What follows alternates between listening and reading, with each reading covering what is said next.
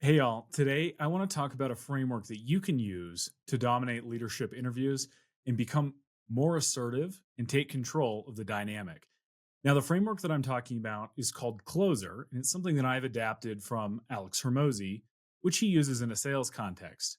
Closer stands for clarify, label, overview, sell, explain, and reinforce. And I want to share how you can run an executive interview with that concept. So, first things first, the C stands for clarify. What does that mean? In the context that we use here, we want to clarify why we're in the room. This gives you an advantage by learning first what the other party cares about most.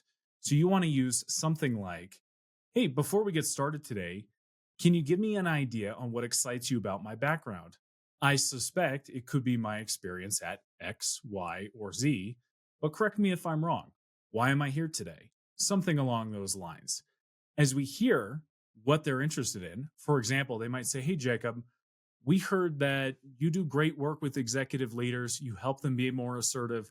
You make them stronger negotiators. And we're really interested in how you do that. Then we move on to the L, which is labeling why they might be interested in that in the first place. It sounds like you might be interested in having some coaching for your executives. You might be interested in the behavioral psychology of my work and how to make your executives stronger negotiators, as an example. Now, we're using this to reaffirm like, is that what you're most interested in? Is that the exciting part of the conversation for you, etc.? Now, as we move through the label phase, we're looking for head nods and yeses or corrections, or actually, what I meant was this. What I'd like to know more about you is X and Y and Z. As we move to the O part of the process, we want to talk about an overview of why that's important to them, what they've done about it, and so on. So, as an example, I might say, what are some of the things that you're looking for with your executives when they're negotiating? What are the outcomes that you want? What have you done about it? What's worked? What's not worked? Oh, it looks like you've had a handful of other coaches. That must be frustrated or frustrating. What is it that you've done about that? If you're, let's say, a chief revenue officer negotiating and interviewing for a new CRO position, you might say, it looks like you've had a handful of sales leaders in here. What have you liked about them and what has not worked out? So we want to overview. Next, we want to hear about their stories. They'll often say, yeah, we had someone for a short period, but they were too tactical, or they didn't take autonomy and lead the team as we anticipated, or their go to market motion fell flat. Now we want to sell the vacation to them that we're the right solution, or we can find the right solution for them. That might look something like this. It sounds like, this is important to you. Growth is important to you. Now, fast forward 6 months, you and I have worked together, established the go to market motion.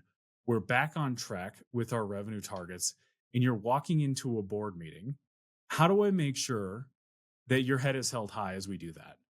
Now, the key to this is selling some future state vacation where they can visualize what it would be like to work with you in a more optimal or utopian type scenario where the challenges are already solved.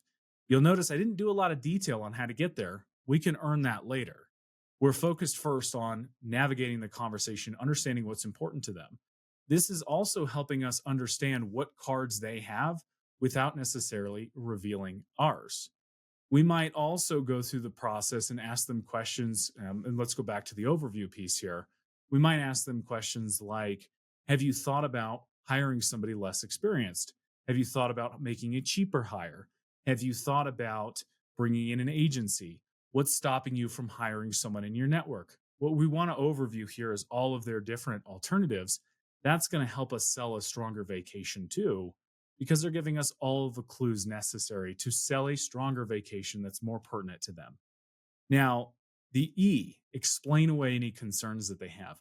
This is where we want to have strong stories because they're undoubtedly going to ask, well, how are you going to do that? Now, in this situation, I like my clients to pull out, I call them arrows in a quiver. It's stories that they've prepared. So they can say, in the past, I've seen this be accomplished in XYZ ways. Now, the beautiful thing about this is that it doesn't always need to be your story. Sometimes it could be a story that you've adapted from your network or from others. You might say that, I was talking to another CRO the other day, and how they overcame this was with X, Y, and Z. And it sounds like that approach might work for us. What do you think? Now we're explaining away concerns that they have and starting to talk through our actual approach to do that. Now, the R stands for reinforce. We want to reinforce the positive messaging that we've heard throughout the conversation. We also want to reinforce that we're the right solution for them or that we know how to get to the right answer. So we might say something like, wow, it makes sense why so and so connected us because it sounds like we're a good fit here. Or that challenge you're talking about with go to market, it makes sense why we're talking today because as I look back on my career, that's where I've made the most impact with others. And I suspect that you and I are going to talk plenty about that over the next couple weeks.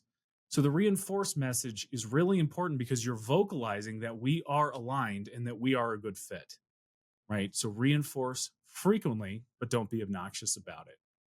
You want to hear more tips like this, maybe study a little bit more about Closer, I would recommend giving Alex Hormozi a follow and taking a look at his sales approach with that. He goes into a lot of the, let's say, apples to apples and oranges and simplifies the messaging quite a bit for selling any kind of products. And I'm applying it in an interview and a complex negotiation process. Want more tips like this? Like and subscribe, follow me on LinkedIn, or also subscribe to execsandthecity.com, the newsletter we publish every week. Thanks so much. Take care.